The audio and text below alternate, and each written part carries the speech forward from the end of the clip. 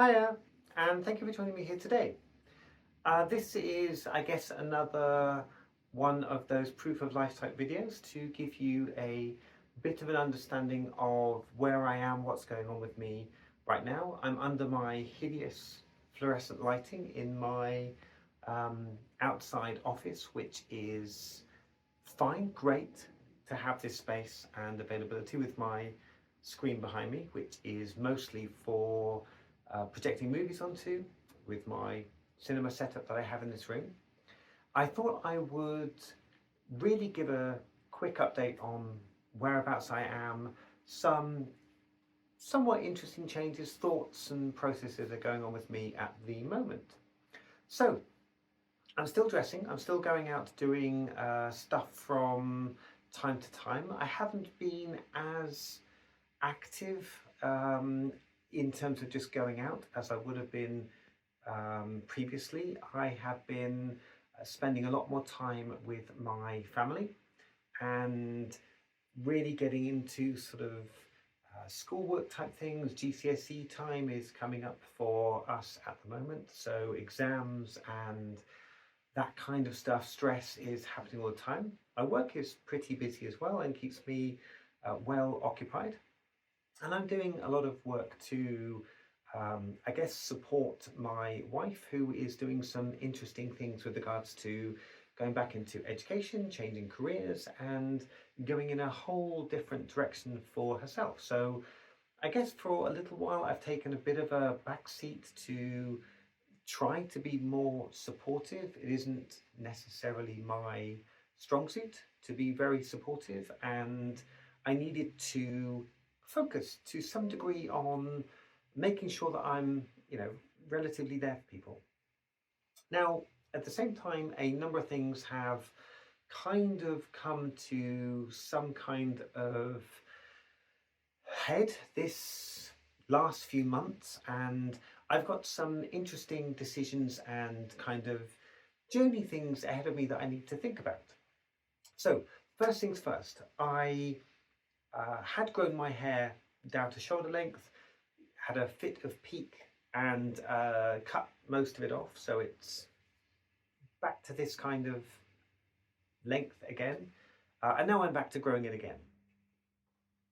Silly decision, but it was one of those things at Christmas, and I just did it. I shouldn't have, but I just did it. Now, a couple of things have happened. I had a blood test right at the end of December, just before New Year, 30th, I think, of December. And that blood test came back saying that I had really very high cholesterol. I don't know the numbers, but I think it was something like a 7.7, and anything above a 5 is bad. I had previously been below a 5 in 2019, and I've had to take a very, very good look at the way I deal with food and the way I deal with exercise. So I kind of have always covered up for my eating, lots of sort of binge eating, cakes, chocolates, biscuits, this kind of stuff, on top of which I do like my bacon, I do like fatty foods, and over the last year or two, I have been sort of introducing much more vegetables. We eat a lot more vegetables into our diet, cutting down on red meats, and I thought I was doing great.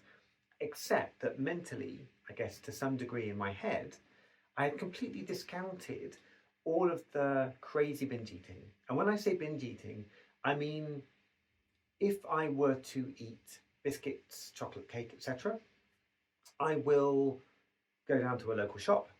I will get something for the family because let's say my role is to go there and buy a packet of biscuits for us to share. I will then buy 2, maybe 3 other packs of biscuits, chocolate bars, etc. for myself, hide them away. I'll probably have a walking snack on the way back, which will be maybe a Boost or some kind of chocolate bar that I eat on the way back. So I'm already into that kind of mindset. And I am just eating probably 2, 3, 4,000 calories. So in that one binging session, I'm eating really healthily. I'm eating lots of vegetables. I'm just eating all the other unhealthy stuff as well on top of everything else that I'm doing right. On top of the exercise, it's the reason why I don't really balloon up into major weight gain, and I've managed to keep myself relatively not huge, um, around about 80 to 82 kilos, if anyone's interested. But wake up call from the doctor that I'm really in some kind of trouble. So since then, last couple of months, I have really tried to turn a corner, and I would attribute that to a couple of things. I spoke at length with my family, told them about the issues I had, and I've completely cut out the binge eating. So I do have occasionally some treats, cakes, chocolates when my family is having something, but I've completely cut out all of that excessive binge eating. I've lost about 4 kilos already, so I'm now down to about 78 kilos. I've lost 4 kilos. I feel better for it, a lot healthier, and the whole point will be that in 8 months' time, get another blood test, and hopefully my cholesterol level has come right down. I'm on top of things. I've cut out a lot of the foods that would cause me a lot of issues, and kind of taken charge of things. But some of that is linked to mental state. So for some time, I've been talking to someone about my eating, and I wanted to talk about the degree to which I eat excessively and I binge, and some of the root causes behind that, what I think might be contributing to me doing that. Obviously, as I've discussed in the past, I've always had huge issues with alcoholism and smoking. I've managed to kick those by completely abstaining from them. But on the food side, I've given myself a pass, and I can no longer afford to do that in the way that I have. But I needed to look at what's kind of going on up here. Why do I do these things? I'm not generally unhappy. I think of myself as being quite contented. I don't get stressed too much. And so I kind of float along through life quite casually. And I've had to take a bit of a thought about when my eating started and what I think are the causes for that. And I've been working with someone to talk about these things. The best we've been able to work out since my eating started way before drinking, way before smoking, back around about puberty, and discussing some of my feelings, I feel that my eating is linked to, let's say, general feelings of unhappiness about gender identity, about the degree to which I am conventionally normal, hiding aspects of who I am. And it's taken me some time to really think about, what am I doing with my life? How am I spending my time? And how happy am I really with the person that people believe me to be? I've always hidden my feminine side, my femininity, if you will, from family, from friends, from everyone really. I've been more and more open in the past, but never to a degree that allows me to be truly out and truly comfortable. Some people know about Juliette, a lot of people don't, and I don't feel on a day-to-day basis that I'm being authentic. When I do, this kind of makeup and stuff, this feels about right. I'm not wearing a wig. I'm dressing in a way that I feel comfortable. I'm just in thick grey tights because it's cold out here, and black dress, black, roll neck type jumper, and quite casually. But this feels good. But I wouldn't ever dream of going out and wandering into my local village dressed like this. So I'm always kind of fighting to some degree with myself about my expression, and how true I am about who I really am. And it's not about putting on a wig, putting on full makeup, going out. These things, as I have mentioned in previous videos, they act to some degree as release valves. So they allow me to let off steam, they allow me to do things that let some of that pressure go, which is great. But I now want to be more genuinely me, more consistently. And so for the past couple of months, I have been talking with my family about my degree of gender expression and how I go about presenting myself to the world. That has manifested in a couple of things. So I am now pretty much consistently wearing my nails a little bit longer, always kind of a nice sort of sparkly pink. I am wearing some jewellery more consistently, so I have on various items which I wear on a day-to-day basis, and I now wear them every day, just as kind of a reminder of having something on the surface that is true to what I think of as my non-binary gender identity. Now with that, I've spoken with my family about the possibility that at some point in the future, I may want to look at doing something related to hormones. Now, I haven't started anything along that program yet. I have spoken with my GP, and I have another meeting with my GP to talk about being referred to one of the GICs. I'm being very clear that I am identifying much more as non-binary than I am as specifically trans, and particularly about my levels of dysphoria. But from working with someone on counselling for my food issues, there is some sense that doing something to be more recognising of my non-binary identity, as it were, may help with helping me to deal with those unhappiness issues. Just generally being more true, more honest about who I am on a daily basis. And that's led me into interesting conversations with friends. We go out to parties, my nails get commented on, and I just shrug. It's me, it is what I am, and it's part of how you take me these days.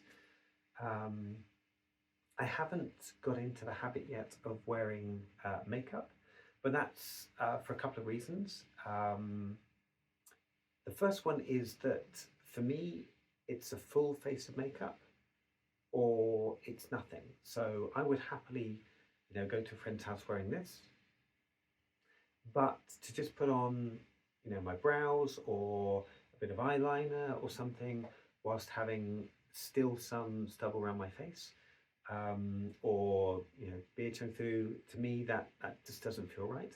So I've been doing some things with getting rid of my beard growth. So as of now, the only areas of any beard on my face I have left are on my top lip of my chin, which you can probably actually see because I've got quite a light foundation on today.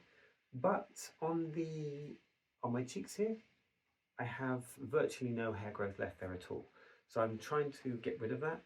Ideally, these areas are being a bit stubborn, but I'm hoping that in the course of the next couple of months, I can get rid of this last remaining patches of beard growth. And then I might be in a position where, albeit white hairs still come through, I can get rid of those and I can go much lighter with any makeup. And I'm really enjoying that. The fact that I can get away without a full caking of face makeup and colour correction type stuff, it's great. It really is much nicer. It feels much more freeing to have less makeup on and still be happy with the result. So that's it. I think what I will do is, if I go forward, depending on how things go with my doctor, because my local GP is currently being quite difficult about um, the degree to which they're willing to help me with shared care, with private prescriptions, for example, and blood tests. So I'm starting that whole discussion, trying to find out what my options are and how supportive is my GP going to be of me. Now, I intend to track that and record some of that from the point of view of someone who is non-binary going into this. I know I want something that will help me to change. I'm starting a conversation process where I will be talking with doctors about what's right for me. Is it estrogen? Is it anti-androgens? What is it that I need to think about? What would be best for me? What kind of changes could I anticipate to my body? Fat moving around? Would I get breast tissue growth? All those kind of things. And I've taken basically the last year to discuss this and talk about it with my family, to the point where we are generally comfortable that in pursuit of better overall general mental health, this could be the right solution. Because I'm not gender dysphoric, I must have this change. This is wrong. It's more a case of, it's an uneasiness. And I feel like I can go through a less drastic, perhaps slower approach to taking hormones, where there will be time to adjust, see how that affects me, see how it affects my family, and decide how to go forward. And the goal is not transitioning. I'm perfectly happy with the genitalia I have, and I'm perfectly happy with the way that I'm able to use it. So that isn't something that I ever want to get away from. I don't want to change that. But it's an interesting start of the journey. So what I will try to do is to record my thoughts, my feelings, how I experience these things. My next conversation with my GP is in about the middle of March. Based on how that goes, I expect that I will probably be recommended to the Tavistock, just from a geography point of view. And frankly, because my intention would be to go private, the 5, 6, 7 year wait to ever be seen by someone at the Tavistock is not a massive concern to me. What is a concern is the degree to which they will support with prescriptions, with being able to get access to drugs, with support for blood tests, so I don't have to do everything privately with all of the additional costs that incurs. But we'll see, and we'll have I guess some kind of conversation about that. And I'll try my best to document how some of that goes here, drop in from time to time, and maybe create some kind of video diary of how this works for me. And really about where I feel comfortable ending that journey. So, hopefully that was of some interest, gives you a bit of an idea of what I've been up to, what my kind of thought processes are at the moment, and how I'm tackling life, the universe, and everything. There's plenty more to say, and if I get a chance the next couple of weeks, I will talk more about some other projects that I have going on at the moment. And yeah, nice to talk again, nice to get out there and say something of interest. Well, you tell me if it's of interest. Yeah, love to hear from you in the comments down below. Please do let me know what your thoughts are with regard to this kind of journey. Is it something you've been on? Would you have any advice?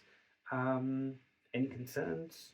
I have plenty of doubts over this, and yeah, I'm very much looking forward to trying to find a way to navigate through this and maintain what I feel is now a much better state of mental health, where despite what's going on in the world around us, and I'd like to talk about that at some point as well, I do feel personally positive about the work I'm doing and about the journey that I feel I will start to take in the next couple of months.